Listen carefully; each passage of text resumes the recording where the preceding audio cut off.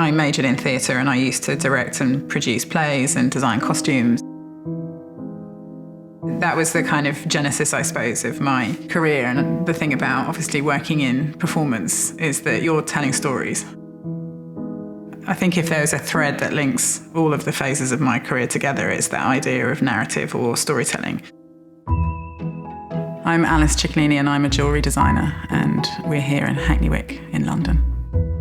Sort of grew up with, what's, in effect, a slightly stereotypical idea of what India is. I do think that the Britishness of it is kind of important because there's a sort of nuanced affection. So when I went for the first time, the smell comes into the aeroplane of this sort of potently different kind of place. I think you either fall or you don't. For me, I kind of really felt, how was I going to think about colour? How was I going to think about sound? How was I going to think about scent in the context of my work? Well, colour is a huge part of it. I think I've realised the more and more that I work with it and the more I wear my work, is that actually it's a neutral thing, colour. It's not something that has to match. I think the thing about being in India is that you really feel that in a very palpable way. It's just kind of everywhere.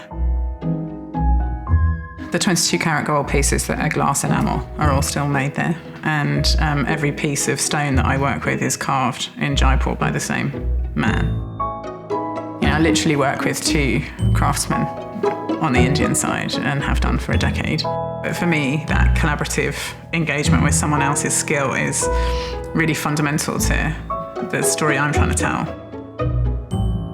So glass enamel, it's an engraved process. So you create the shape of the gold, and into the gold you're engraving out the pattern. But it's layers and layers of, in effect, molten glass with pigment inside. For me, enamel is like painting on gold. In every piece, there's a story that brings together a narrative of cultures, or a narrative of making, or a narrative of pattern, or of colour. You don't necessarily know whether they're a contemporary object or a historic one. And there's something about that little game that I also quite enjoy. You can put a piece of my work into your jewellery wardrobe and it can look like it's always been there.